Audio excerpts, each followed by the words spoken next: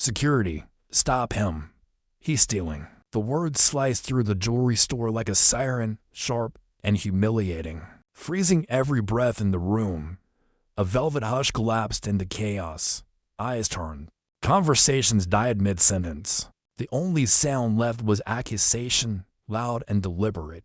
"Before we go on, where are you watching from? Drop your city or country in the comments below. And if you believe dignity and justice should never depend on what someone wears or the color of their skin, hit like and subscribe. These stories matter. They change things. And we're glad you're here.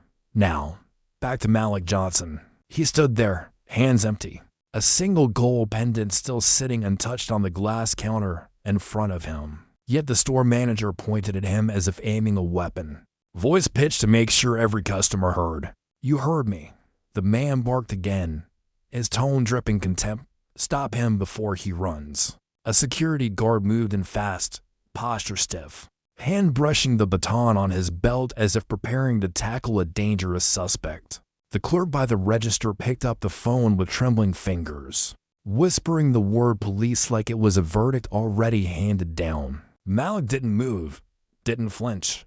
This wasn't new. At 16, he'd been dragged out of a corner store for fitting a description. At 23, accused of scamming a luxury watch shop despite paying in full. And now, at 38, he stood in a store he owned, a brand he built from the ground up, still treated like a trespasser in his own house. From the far corner, a teenage girl whispered to her friend, phone raised, recording every second. He didn't take anything. Why are they treating him like this? The red light blinked, a silent witness ready to speak louder than anyone else in the room. The manager's words struck again, sharp and ugly. "People like you don't come in here to buy. You come to snatch and bolt, not today." Gasps fluttered through the shop, judgment pooling in the air like spilled oil. Malik slowly placed both hands flat on the counter where everyone could see them. His voice was low but razor sharp. "You might want to check your facts before you embarrass yourself." But no one listened. The guard inched closer, the phone call to police already in motion. Whispers of thief buzzing like static around him. Malik inhaled, steady and controlled, his silence heavier than any protest could be, because he knew the script, had lived it too many times. But this time was different. This time, in exactly 9 minutes, every person watching would understand just how costly their mistake was about to become. The phone call to the police was still alive in the air. A faint hiss of static from the clerk's shaking voice. "Yes. Possible theft haul blackmail hoodie." The word stabbed deeper than any blade. Labels, assumptions, verdicts all handed down in seconds. No evidence needed. Malik Johnson stood still as stone. The store's chandelier threw cold light across his face, turning his calm expression into something carved, unreadable. But inside, the sting was familiar. He glanced at the pendant again, that small gold circle glinting under glass. Just moments ago, it had been a gift in his mind, something he wanted to buy for his mother for years of sacrifices, wrapped into a single piece of metal and memory.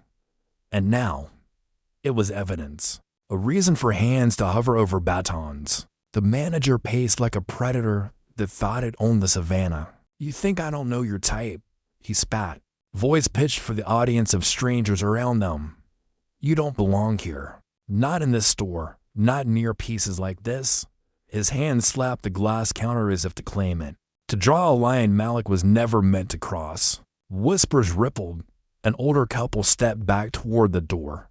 A mother held her child closer. Everyone played along with the light, even as some looked uneasy, eyes flicking between Malik's steady posture and the red light of the recording phone in the corner. Malik's hand stayed visible, palms down, deliberate, but his eyes, dark and unblinking, locked on the manager's face, carrying years of moments just like this one. At 16, pushed against a squad car because someone said he looked like the guy who ran. At 23, a luxury watch store employee called security when his debit card cleared for $5,000. At 28, A rental agency asked for extra proof of employment, even though his name was already on their investor list. And now, the same script playing again, under brighter lights and shinier glass, but no less ugly. The security guard stepped closer, voice slow but firm. "Rehearse from too many calls like this one. Sir, empty your pockets. Do it now and we can avoid trouble." His hand hovered over Malik's sleeve as if preparing to drag him out. Malik didn't give him the satisfaction of fear. He turned slowly, scanning the small crowd, letting his eyes rest on the teenager still filming. The weight of their stares wasn't just judgment, it was expectation. They wanted him to break, to shout, to prove the ugly story they'd already written for him. Instead, his voice came quiet, even, sharp enough to cut through the tension. "I'm not moving, and I'm not repeating myself. You have the wrong man." The manager barked a laugh, loud and cruel. "Wrong man. You're exactly what we watch for. Security. Keep him here until the cops arrive. We're not losing merchandise to another one of you." That word, you, it wasn't just an accusation, it was a cage. One Malik had spent his whole life breaking and rebuilding himself outside of. But even as his pulse thudded once, hard, beneath his ribs, his face stayed still, anchored. He glanced at the clock on the far wall. 8 minutes. That was all it would take to turn this false scene of guilt into a lesson. No one in this room would forget.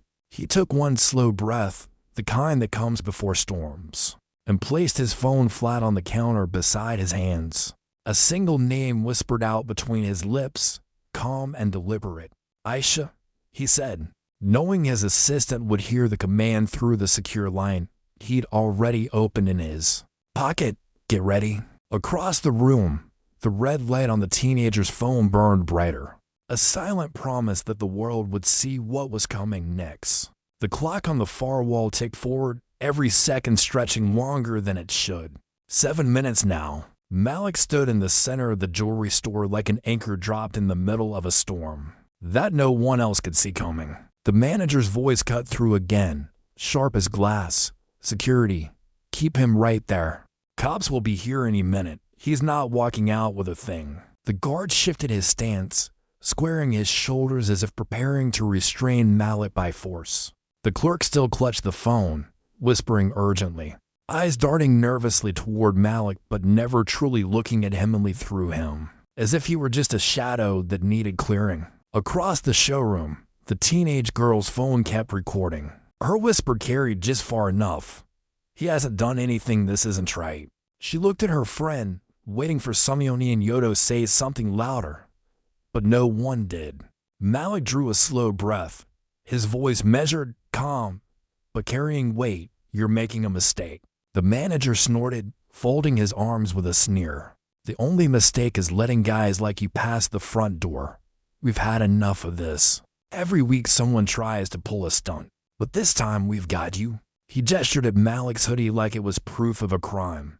"Dressed to run, eyes on the exit. It's obvious, you're no customer." Malik's jaw tightened, not at the insult that'd been called worse, but at the way the store seemed to accept it as fact. The older couple near the door avoided his gaze. A young mother whispered something to her son, tugging him behind her like danger had a face and it was his. Memories flashed uninvited. 16 years old, a cop's hand shoving his face against a brick wall for matching a suspect. 23, standing in a watch boutique while a man accused him of fraud, until the bank called back confirming funds, not apologies. 38, a successful CEO who had built an empire from grit and sleepless nights, still standing in his own store, being treated like a thief. The security guard stepped closer, voice clipped. "Sir, I'm asking you one last time. Empty your pockets." Malik didn't move, didn't blink. His voice came out low, steady, like steel under velvet. "No." The words seemed to suck the air out of the room. Even the background music faltered in his ears, though it kept playing softly somewhere overhead. The manager's face flushed, veins tightening along his temple. "Fine. Then you'll wait right here until the cops drag you out. You think you can play victim? Not in my store." Malik's gaze lifted slowly, meeting the manager's eyes, unblinking. "Your store?" he asked, the calm in his tone almost frightening. "Are you sure about that?" The manager scoffed, mistaking quiet for weakness, mistaking composure for surrender. "Positive. You don't own a thing here but trouble." Malik let the silence that followed stretch long enough for everyone in the room to feel it. Charged, waiting to snap. Then he shifted his weight just enough to reach for his phone lying flat on the counter. His thumb brushed the screen once, a silent command sent across a secure line. Miles away, in a high-rise office overlooking the city, Aisha, his chief of operations, would see the alert light up on her device. She would know what it meant. Protocol Omega. No shouting, no spectacle, just the start of a reckoning. Back in the store, Malik placed the phone back on the counter, hands open. His voice calm, but heavy enough to still the whispers around him. "In 6 minutes," he said quietly, "this conversation won't look the same." The teenage girl caught it on camera, her hand trembling as she held the phone higher. A few customers frowned, uneasy, sensing something shift beneath the surface. The guard hesitated, a flicker of doubt passing across his face. The manager, oblivious, doubled down. "Empty your pockets, thief, or I'll have you cuffed right here, in front of everyone." His voice cracked on the last word, but no one dared to point it out. Malik didn't raise his voice. Didn't need to. His words rolled out low, calm, each syllable a promise. "You just called the wrong man a thief." And as the seconds bled off the clock, the quiet in the room thickened. A hush before the thunder that was already on its way. 5 minutes. The clock's second hand clicked forward with a soft tick that sounded deafening in the silence. Malik left hanging in the room.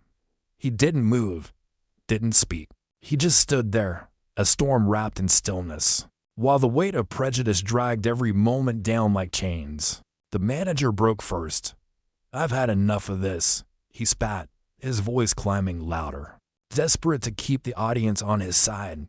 "Security, search him, now. I'm not letting this thief walk out free." The guard shifted closer, boots scuffing the polished floor. Malik stayed rooted, head turning slowly to meet his eyes, calm, steady, unblinking. "Touch me," Malik said, voice quiet but razor-edged, "and it won't be your uniform you lose today." For a breath, the guard hesitated, but the manager, red-faced and shaking with his own sense of power, barked again. "Do it.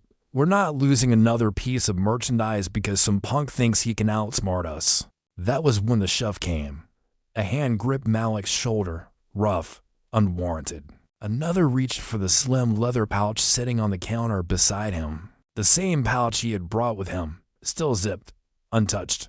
The guard ripped it open, spilling nothing but Malik's phone charger and a set of car keys onto the floor. The gold pendant he'd been admiring lay behind the glass where it had always been. Gasps rippled through the store. The teenage girl's phone trembled as she caught it all on video. Her whisper, this time, wasn't quiet. He didn't have anything. They're making it up. But the manager only doubled down, voice shrill with false authority. "Caught you red-handed." He shouted, gesturing to the empty floor as if the act of searching was enough proof. "We'll let the cops deal with you now." Malik's silence didn't crack. He crouched slowly, calmly, gathering his belongings from the ground. Each movement deliberate, unhurried, as if time itself bowed to his composure. When he stood, his eyes locked on the manager's, flat and cold as steel left in the snow. "You just put your hands on the wrong man," he said, low enough to chill the air, but loud enough for every witness to hear. The words cut through the tension like a blade, but the manager scoffed, unwilling to believe his own mistake. "Save your threats. People like you don't scare me. This is my store, my rules." Malik's lips twitched not a smile, but a shadow of something darker, sharper. "Your store," he repeated softly, as if tasting the lie in it. "We'll see." His hand slipped into his hoodie pocket, pulling out his phone. One tap, two. The secure call opened, a calm female voice answering immediately on the other end. "Aisha," Malik said, voice even, no trace of panic or heat. "Start Protocol Omega." Lock this branch down. Every registered, every door. Now, there was a pause short, precise, the pause of someone who knew exactly what those words meant. Then Aisha's voice came back, cool and efficient. Understood. Branch lockdown initiated. ETA for minutes. The teenage girl's red recording light caught the entire exchange. Customers glanced at each other, murmuring in confusion. Something had shifted, invisible but powerful, like the first tremor before an earthquake. The manager laughed nervously, mistaking confidence for bluff. Calling your friends won't save you. You're finished here. But Malik only slid his phone back onto the counter and clasped his hands loosely in front of him. The picture of calm authority. No, he said, every syllable quiet but final. You are. Somewhere in the distance, a faint click sounded as the store's automated systems responded to Aisha's command. Locking backroom doors, freezing transaction terminals. A few customers glanced toward the entrance, noticing the subtle shift as the main doors slid into restricted mode. Malik didn't move, didn't blink. He simply stood there in the middle of the polished showroom floor, letting the clock tick down, letting the weight of inevitability sink into the air around him. For minutes until the truth crashed down on this place.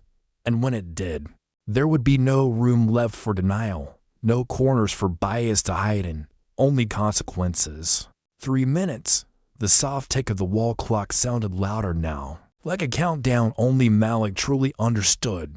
The jewelry store felt different, tighter. Charge it thou, no one could say why. The manager kept pacing, his shoes clicking across the marble floor like a gavel slamming down again and again. His voice didn't lower, didn't waver. You think a call is going to change what you did. You're not walking out of here without cuffs. People like you always try this game. But I'm not stupid. Malik didn't move, didn't bother answering. His phone sat on the counter, screen dark now, but alive with Aisha's silent execution of his command. Into minutes, this place would not belong to the man yelling. It would not belong to anyone except the truth. A new voice broke the tension, quiet at first, shaky but cutting through the stale air. Sir, said the teenage girl, the one with the phone recording from the corner. She stepped forward, nerves twisting her voice, but determination forcing it out louder this time. He didn't do anything. I've been filming since you started yelling. All eyes turned to her. The friend beside her tugged her sleeve, whispering don't get involved, but she shook her head.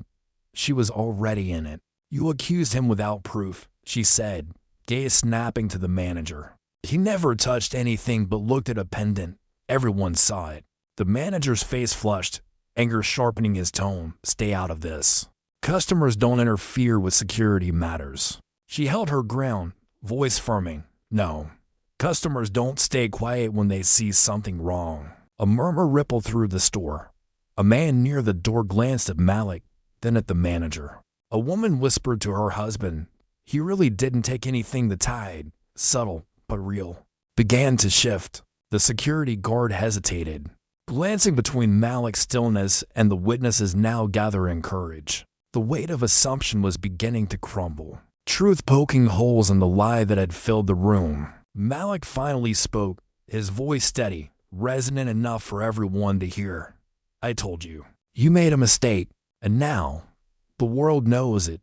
He inclined his head slightly toward the girl's recording phone. The red light burned brighter, a digital promise that this injustice wouldn't be swept under plush carpets and glass cases. But the manager, blinded by years of unchecked power, sneered louder, desperate to reclaim control. One video won't change what you are. He spat. We know the type. Always playing victim when caught. That was when another voice rose, firmer this time. An older man in a gray coat standing by the counter. Enough, he said sharply. I watched him walk in. I watched him stand there. He didn't steal a thing. You went after him the second you saw his face. The store went quiet, save for the clock's steady tick and the low hum of the air conditioning. Truth had entered the room, and it was spreading. Malik's gaze swept over the small crowd now rallying. Witnesses who wouldn't have spoken 5 minutes ago, but were no longer willing to let silence shield bias. His hands remained open on the counter, calm but commanding attention now, not suspicion. 2 minutes. The systems were nearly locked. Somewhere behind the scenes, Aisha would already be dispatching internal investigators, freezing employee access, logging every second of this exchange for corporate review. Malik inhaled once, slow and deliberate, and let his words carry over the thick air. When this clock hits 0, he said, nodding toward the wall, "This branch stops being yours to ruin, and everyone here will remember what you did, what you said, and how you treated a man who built this place brick by brick while you called him a thief." The girl lowered her phone slightly, tears stinging her eyes in it from fear, but from the weight of something bigger happening in real time. The crowd stirred, silent but awake now, no longer complicit observers. 1 minute left. Malik's eyes met the manager's, unwavering, as the man shifted uneasily for the first time all afternoon, because for the first time, doubt crept in it about Malik's innocence, but about his own power to twist the story and walk away clean. The seconds ticked on, a quiet drumbeat toward the reckoning about to arrive. And when it did, no one, not the manager, not the guard, not the store itself would ever forget who they tried to strip of dignity in his own house. The clock ticked over, a single sharp click that sounded like a verdict. 1 minute had passed since Malik's last words, and the energy in the jewelry store shifted again, subtle, electric, like a gathering storm about to break. The manager's face was still twisted with defiance, but there was a tremor in his hands now, the first crack in the full weight of authority he'd wrapped himself in. His voice came out louder than before, desperate, clinging to a power that was slipping fast. "You think your little speech changes anything? You're still getting arrested. Security." The guard didn't move this time. His eyes flicked to Malik, then to the teenage girl holding her phone, then to the older man in the gray coat who had spoken up. A seed of hesitation had rooted itself, and no barked order could uproot it. Malik didn't shift, didn't blink. His presence alone now felt heavier than all the noise around him. His phone, still resting on the counter, buzzed once. Aisha's calm voice slid through the air via the open line, loud enough for anyone nearby to hear. "Malik, Protocol Omega is fully active. Branch systems are locked. All internal access has been frozen. Corporate security is en route." The manager blinked, confusion flashing in his eyes before he scoffed, trying to laugh it off. "What the hell kind of game are you playing?" Malik's gaze lifted slowly, his tone quiet but laced with steel. "This isn't a game. This is the end of yours." A low murmur rolled through the crowd. The teenage girl gasped softly. The older man in gray stepped closer, eyes narrowing on the manager. Even the mother who had pulled her son behind her now stood taller, as if the air in the room had shifted from fear to reckoning. The manager tried to keep control, his voice brittle with forced authority. "You're bluffing. Nobody freezes a store's system that fast. You don't have that kind of power." Malik finally moved, slowly, deliberately. He picked up his phone, pressed a single button, and turned the screen outward for all to see. It wasn't a bluff. Every register marked locked, every employee badge ID on the list marked access suspended. The store itself was already his stage for judgment. "You wanted to treat me like a thief," Malik said, his tone even, cutting each word with precision. "But you forgot the first rule of this house. I build it, I own it, and I decide who belongs here." The words dropped into the silence like a hammer. The teenage girl whispered, "Oh my God," her phone capturing the shift, the way faces turned pale. The way the manager's breath hitched like a man realizing his downfall had arrived. The guard stepped back, hands lifting slightly, no longer posturing. "Boss," he said quietly to the manager, "I think you messed up." But Malik wasn't looking at either of them now. His gaze swept the room, voice calm, but carrying the weight of years. "How many times has this happened in this store?" he asked, not needing an answer. "How many times have you humiliated someone because you thought they couldn't fight back? Because you thought no one would listen?" No one spoke. The truth hung heavier than the chandeliers above them. Malik took a single step forward, his stillness now a presence that owned the room more than any shouting ever could. "I've been silent too many times," he said quietly, almost to himself, but loud enough for every ear to catch. "But not today." Another buzz from the phone. Aisha's voice returned, precise, lethal in its efficiency. Corporate oversight has joined the call. Cameras are live streaming to headquarters. "Malik, you have full authority to proceed." The manager's jaw dropped. He stammered, "Who are you?" The question cracked like brittle glass, all his bravado bleeding out in that one stuttered syllable. Malik's eyes met his, calm and unrelenting. "The man you just called a thief," he said, voice low but carrying like thunder, "is the owner of every square inch of this store, and you just signed the end of your career." Silence slammed down. The only sound was the faint whir of the ventilation system and the rapid clicking of the teenager's phone capturing history. In less than 60 seconds, the power dynamic had shattered, and everyone in that showroom knew it. The countdown was over. The storm had arrived, and Malik Johnson was about to make sure no one in this room ever forgot the cost of what they'd done. The silence after Malik's last words felt heavier than any shouting match could have. The store was no longer a showroom, it was a stage. Every light above casting judgment on the men who had just tried to strip another of his dignity. The manager opened his mouth once, then again, but nothing came out. His hands twitched at his sides like he wanted to grab onto authority that wasn't there anymore. The security guard stood frozen beside him, eyes darting to Malik's phone on the counter where the lock system screen glowed like a verdict. He couldn't escape. Aisha's voice floated through the line again, crisp, calm, the sound of inevitable consequences. "Malik, headquarters confirms full executive authority. Compliance and corporate security are both en route. Would you like me to read the active suspensions?" Malik didn't take his eyes off the manager as he answered, voice low and deliberate, "Read them." "In-store manager access, revoked. Assistant manager badge, revoked. Security team clearance, revoked. All terminated pending final review for misconduct and bias violations." Gasps rippled through the crowd like a wave. A woman near the entrance whispered to her husband, "He's really the owner, oh my God." The teenage girl lowered her phone slightly, but it kept recording, as if some part of her knew this moment was larger than just one story. It was a reckoning she'd never forget. The manager's face drained of color. This is a misunderstanding," he stammered, voice shaky now, every ounce of arrogance stripped away. "If you just said who you were." Malik cut him off with a glance, sharp as a blade. "And that's the problem, isn't it?" he said, voice steady but heavy with a truth the whole room could feel.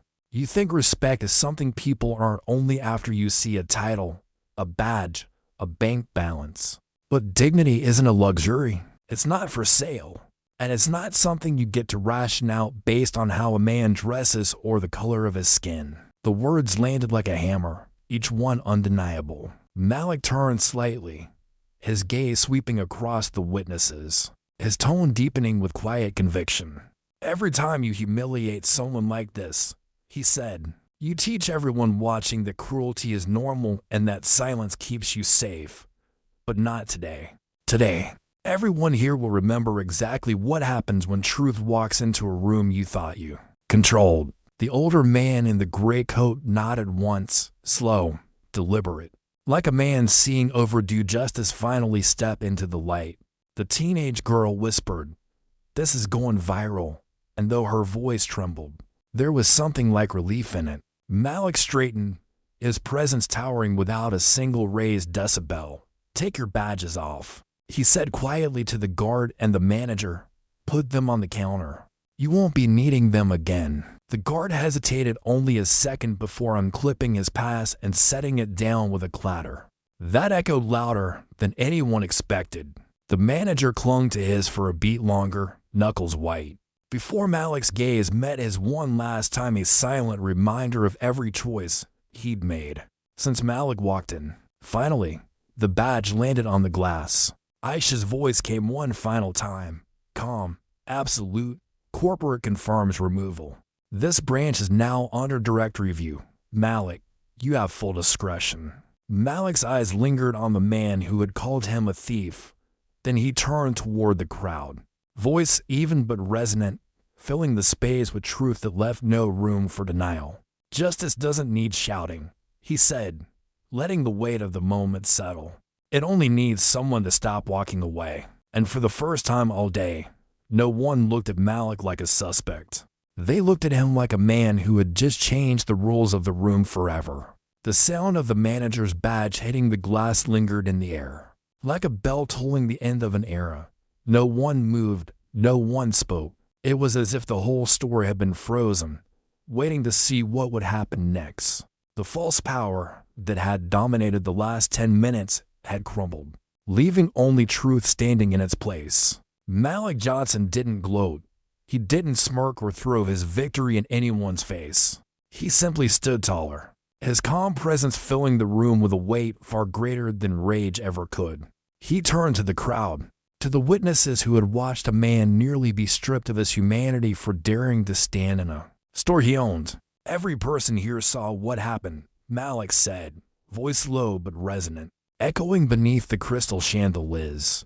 "You saw how quick they were to judge, how fast they reached for accusations instead of facts, and you saw how ready they were to make a scene out of a man doing nothing but looking at a gift for his mother." The teenage girl in the corner lowered her phone for a second, eyes glassy, then raised it again, capturing his words as if she knew they'd matter far beyond this moment. Malik glanced down at the counter where the badges sat, symbols of authority that had been used not to protect, but to humiliate. "Power without integrity isn't power," he said evenly.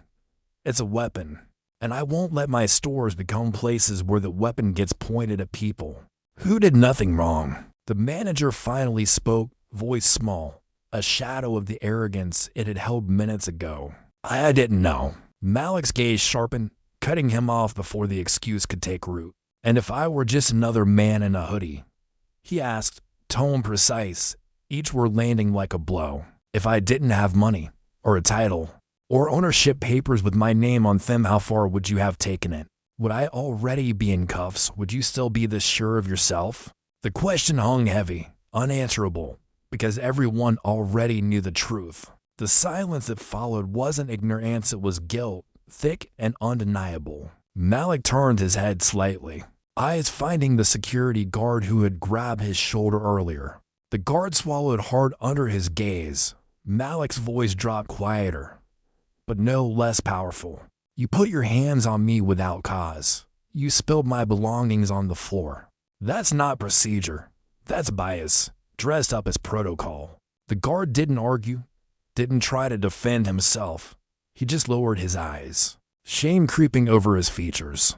Aisha's voice came through the phone speaker again, calm and precise. "Malik, corporate security is arriving. HR and legal are on live call. They're watching everything." Malik nodded slightly, but his attention stayed on the room, on the people who needed to hear what came next. "Dignity isn't something you earn only after you prove yourself," he said, letting his gaze sweep every face in the store. "It's the bare minimum. It's the starting line. And if you think it's okay to strip that from someone because of how they look or what they wear, you don't deserve to stand behind this counter, this uniform, or this brand." The witnesses stood straighter. Some nodded.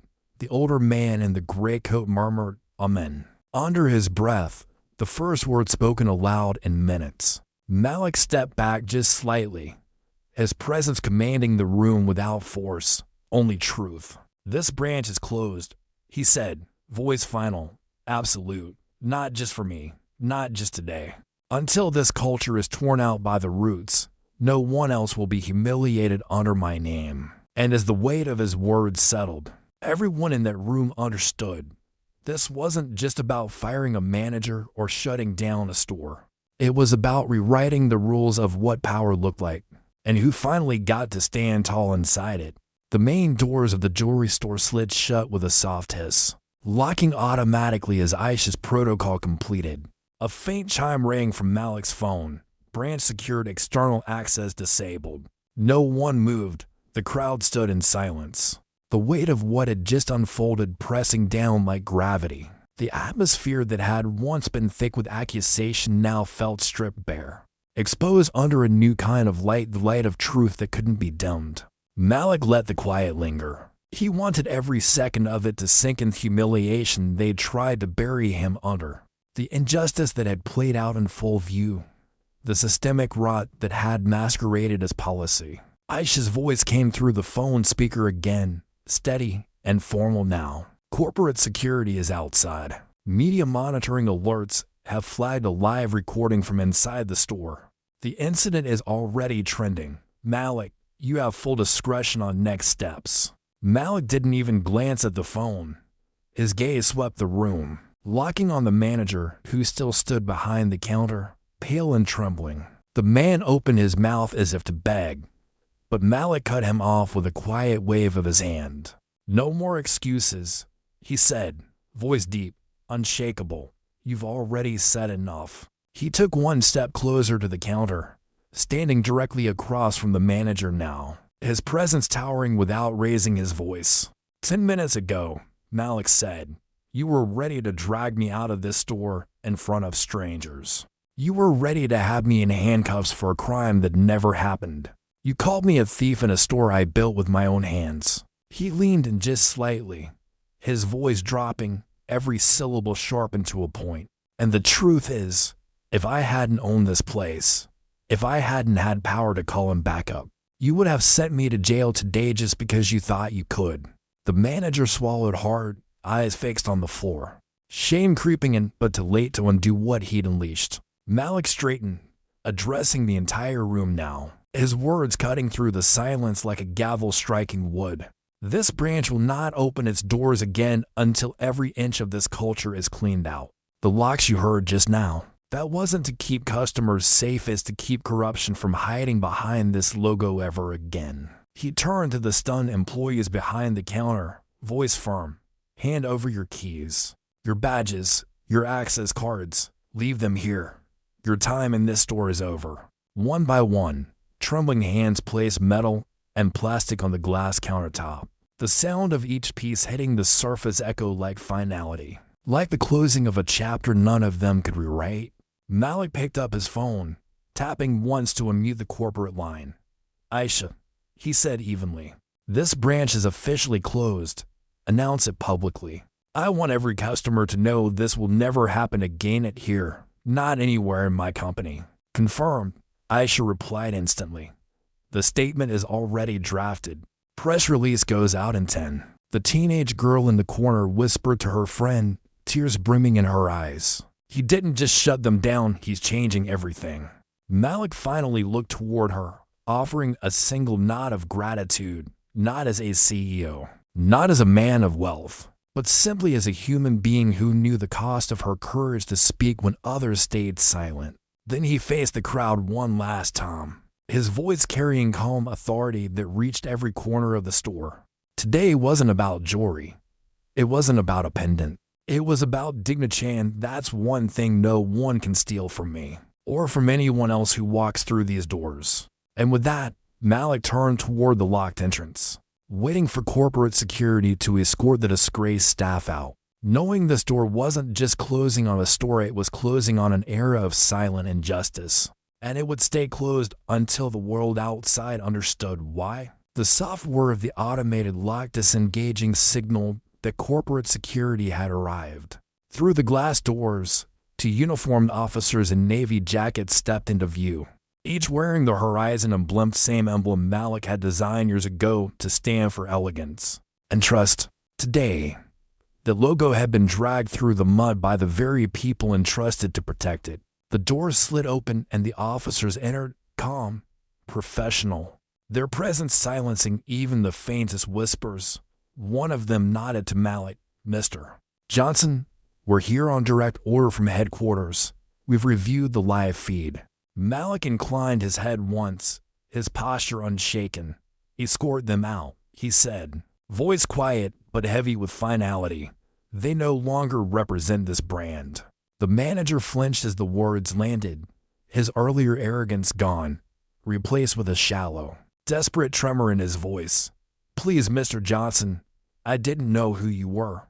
If I'd known, I never. Malik turned to face him fully, his gaze sharp but calm. Cutting off the plea before it could fester. Exactly, he said. Tone as cold and precise as a scalpel. You only understand respect when you think someone has power over you. That's not how my stores operate. Not anymore. The older man in the gray coat nodded in quiet agreement, his words low but firm enough for everyone to hear. About time someone said it. Corporate security stepped forward, extending a hand not violently, not cruelly, but with a quiet inevitability that made resistance pointless. The manager's face crumpled as his own actions replayed in his mind. A theater of prejudice and arrogance now ending with him being escorted out, under the same public gaze he'd used to humiliate another man. The guard followed, head bowed, no fight left in him. The employees behind the counter stood frozen, unsure whether to speak or stay silent, their badges already surrendered on the glass. Malik watched them go, not with triumph, but with the kind of solemnity that comes from knowing justice is overdue and long past the point of being satisfying. The truth was, this wasn't victory, it was repair work. Work that shouldn't have been needed in the first place. He picked up his phone, putting the line back on speaker. Aisha's voice came through. Composed and deliberate, press releases out. Social media is flooding with a live recording. Malik, news outlets are requesting a statement. He glanced around the store, his eyes settling on the teenage girl holding her phone close to her chest now. Recording done, but the weight of the moment still heavy in her expression.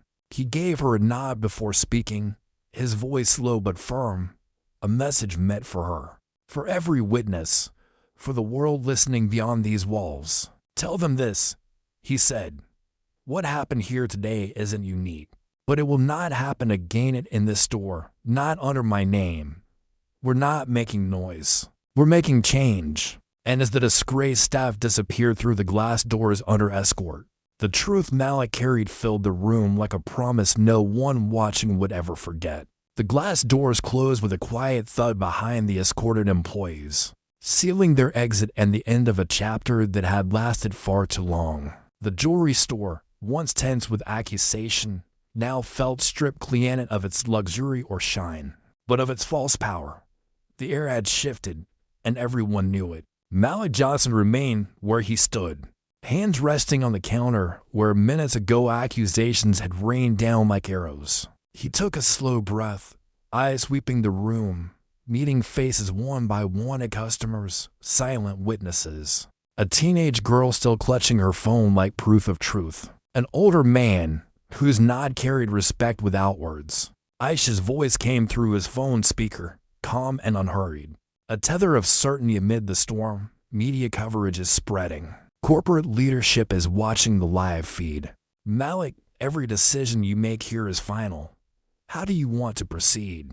Malik didn't answer right away. His gaze dropped briefly to the pendant under glassed gift he had come in to buy for his mother, before bias turned the visit into a trial. A small reminder of why he built these stores, to create spaces where people could walk in and feel valued, not judged.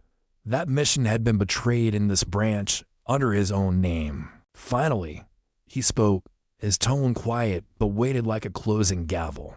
This location remains closed until every level of management is replaced. Full discrimination audits across all branches, effective immediately. And every customer who witnessed this today will receive a personal apology from me. The words weren't for show, they were for the people who had seen too much silence. In moments like this before, the teenage girl raised her hand timidly, voice trembling as she asked, Mr. Johnson, will they face anything more than just losing their jobs? Because it feels like they've probably done this before. Malik met her eyes, his own steady and firm. They will, he said. This isn't just about firing a few people. Every incident buried under the word policy will be unearthed. If they've harmed others, the law will handle what I can't. The older man in the gray coat added softly, I've seen this too many times. It's about time someone stood their ground. Malik inclined his head respectfully toward him before turning back to the small crowd. What you saw today isn't new, he said. his voice filling the space with something larger than anger resolve. It's been happening for decades, in stores like this, in banks, hotels, airports. But as long as I have a voice, as long as I have a platform, these doors will stop being gates that judge people on sight. They'll open to everyone equally. Or they won't open at all. The store stayed silent, not out of fear now, but reflection. Witnesses glanced at one another, a few nodding, understanding that they hadn't just seen a confrontation, they had seen change start in real time. Malik picked up his phone one last time, speaking to Aisha with calm precision. Initiate full compliance overhaul. This brand will not just apologize, it will transform. And with that, Malik Johnson reclaimed the space not as a man who had to prove he belonged, but as the architect of a future where no one else would ever have to. The jewelry store was quiet now, but not in the way it had been before Malik walked in. Earlier, it had been the silence of prejudice, of unspoken judgments floating between glass displays. Now, it was the kind of silence that follows truth, a stillness full of reckoning and change. Malik stood near the counter, eyes fixed on the gold pendant he had come for. The chaos had passed, the false power dismantled, yet the weight of what had almost happened clung to the air like smoke. He signaled to one of the remaining staff members, a young trainee who had watched everything unfold in stunned silence, but hadn't raised a hand against him. Open the case, Malik said softly. The trainee's fingers trembled slightly as they unlocked the glass, lifting the delicate pendant from its place. Malik took it with care, his gaze softening for the first time since he had entered the store. He turned it over in his palm, remembering why he had come here in the first place. A gift for his mother, a tribute to every sacrifice, every lesson in strength and grace she had given him. A reminder that his success had been built on the resilience she taught him. When the world doubted his worth, he approached the counter, phone still on speaker. Aisha's voice was calm, respectful. No trace of the formality from earlier. Malik, corporate security has cleared the premises. Press outlets are waiting. We can arrange statements later if you prefer privacy now. Malik nodded slightly, though his eyes were fixed on the pendant. Send the official release, he said, his voice low but sure. But make it clear this isn't about a title or a CEO being disrespected. It's about a system that thinks dignity is optional. We're going to change that. Everywhere our name hangs on a sign. Understood, Aisha replied. It's already in motion. The teenage girl who had filmed the entire ordeal stepped closer, hesitant. Mr. Johnson, thank you, she whispered. If you hadn't stood up, I think they would have dragged you out and nobody would have believed you. Malik looked at her, a small but genuine warmth touching his expression.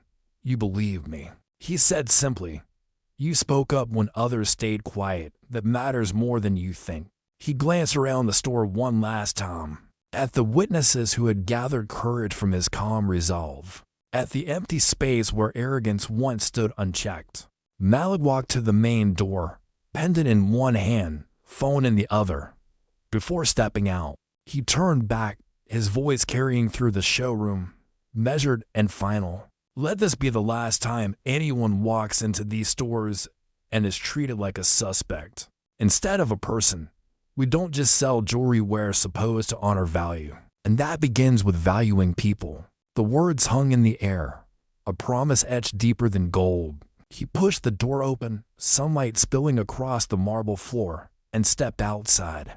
Behind him, the sign on the glass was already changed by Aisha's command, closed for transformation reopening. Soon with new leadership, Malik Johnson didn't look back. The future of his brand and the dignity of every customer who would ever walk through those doors was already being rewritten.